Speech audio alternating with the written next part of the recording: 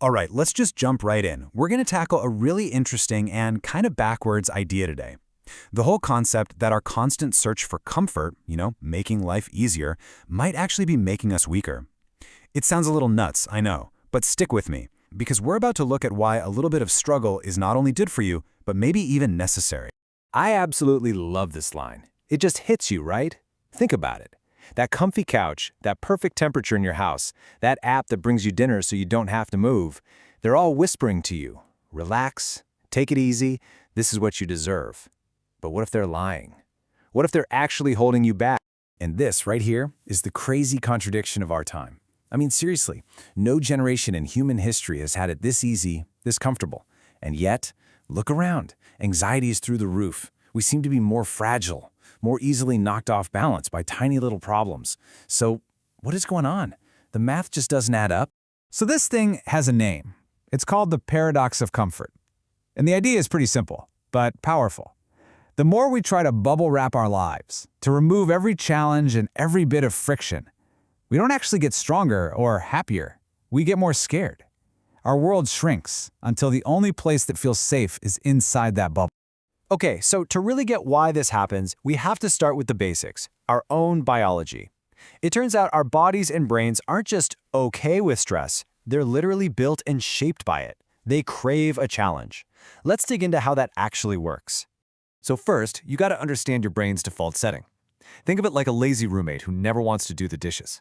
For thousands of years, its #1 job was to save energy, to burn as few calories as possible to survive. That's why taking the easy way out feels so natural. But here's the twist. That same lazy brain needs a push. It needs stress. Or it starts to get, well, soft. And there's this super cool scientific term for this, hormesis. It's basically the science behind the old saying, what doesn't kill you makes you stronger. The core idea is that a little bit of something that's bad for you in high doses, a stressor, actually triggers a response in your body that makes the whole system tougher, more resilient, and just better. The easiest way to picture this is lifting weights at the gym. What are you doing? You're applying a controlled stress, that heavy barbell.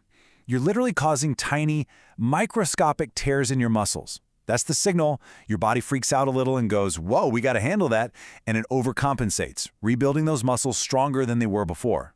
No stress, no growth. It's that simple. Now, what's really wild is that the exact same thing happens in your head. When you struggle to learn something new, a language, an instrument, anything, that feeling of frustration is the mental version of lifting that heavy weight. That struggle tells your brain to wrap a fatty sheath called myelin around the neurons you're using. And that myelin is like upgrading a dirt path to a fiber optic superhighway. It makes the connection faster and smoother. You don't get that superhighway by taking it easy. So, the next time you feel awkward or clumsy or just plain bad at something new, I want you to remember this. That feeling isn't a sign you should stop. That feeling is the feeling of learning. It's the physical proof that your brain is hard at work, building that new skill. Okay, so we've got the biology down. But what about the psychology? Well, surprise, surprise, our minds follow the exact same rule. Making things too easy is a trap for your brain. And researchers have this fantastic name for it, desirable difficulties. It's this counterintuitive idea that the learning strategies that feel the hardest, the most clunky and inefficient, those are the very ones that actually make memories stick for the long haul. And this just lays it out perfectly. We've all been on the left, right? Just rereading our notes, highlighting the same sentences over and over. It feels so productive, but it's an illusion. You forget it almost immediately. But on the right, that's where the magic happens. Forcing yourself to recall information from scratch, struggling to remember it, man, it feels tough. But that struggle is what cements the knowledge in your brain. And look, this isn't some new age idea. Scientists figured this out way back in 1908. It's called the Yerkes-Dodson law, and it basically shows us the Goldilocks zone for stress. Too little, and you're bored, you're not engaged, and your performance stinks. Way too much, and you're overwhelmed, you panic, and your performance also stinks. But right there in the middle, that sweet spot, that's where the right amount of pressure leads to peak performance. That's where we grow. I just love this analogy. It captures that scientific chart so beautifully. A life with no tension, no challenge, no stress. It's like that slack violin string. It's just dead. It can't make any music. You need that perfect amount of tension for life to really sing. So we've covered the body and the brain. But here's where it gets really deep. All of this modern science, it's really just confirming an ancient wisdom that humans have known for centuries. This isn't a new discovery. It's more like a rediscovery of something we've forgotten. Just look across time. The idea of choosing the hard way is everywhere. You've got the Stoic philosophers in Rome who intentionally practice being uncomfortable. You have explorers like Shackleton, whose crews found their deepest sense of purpose in the absolute struggle for survival. And in scriptures from thousands of years ago, the wilderness, a place of hardship, is always where the big transformations happen. I mean, think about a guy like Marcus Aurelius. He was the most powerful man on earth. He could have had anything, and yet he chose to practice hardship, to sleep on a hard bed, to eat simple food. Why? Because he knew that the more comforts you have, the more you have to fear. By choosing discomfort, he was vaccinating himself against the fear of losing it all.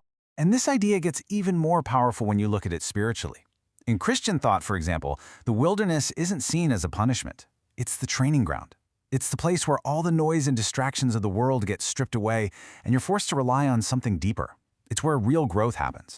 Now, this is just so upside down from how we normally think, isn't it? The advice isn't to pray for the trials to go away. It's to find joy in them. Why? Because the trial itself is the very thing that builds the perseverance and character you need. The struggle isn't the obstacle. The struggle is the way. You can think of it like a gold refinery. You don't make gold pure and beautiful by keeping it in a nice, cool, comfortable box. No, you have to put it in the furnace. You blast it with intense heat. That heat, that discomfort in our lives, is what burns away all the junk, all the impurities, and leaves behind what is real and strong and valuable. Okay, so we've gone through the science, the psychology, the history, the wisdom. The big question now is, what do we do about it? How do we actually start moving out of that recliner without, completely blowing up our lives? Well, the key is to start small. This is not about climbing a mountain tomorrow. It's about winning tiny little battles against your own comfort-seeking brain. Try a cold shower for 30 seconds. It sucks, but it sends a powerful signal to your body that you're in charge. Or instead of avoiding it, have that awkward conversation you've been putting off. Put your phone in another room for an hour and just deal with being bored. Each one of these is like a single rep at the gym for your soul. And that really brings us full circle, back to this wild paradox. The more we try to engineer a life free from any pain, the more sensitive we become to it. The tiniest thing can ruin our day. But the more we learn to lean into the struggle, to accept discomfort as part of the process of living, the more capable, the more grounded, and ironically, the more comfortable we feel in our own skin. So I want to leave you with this question to chew on. We always think of burdens as things that crush us. But what if the right burden, a meaningful challenge that you choose to pick up, is the very thing that forces you to build the strength to stand tall? So instead of asking, how can I make this easier? Maybe the better question is, what heavy burden will help you grow?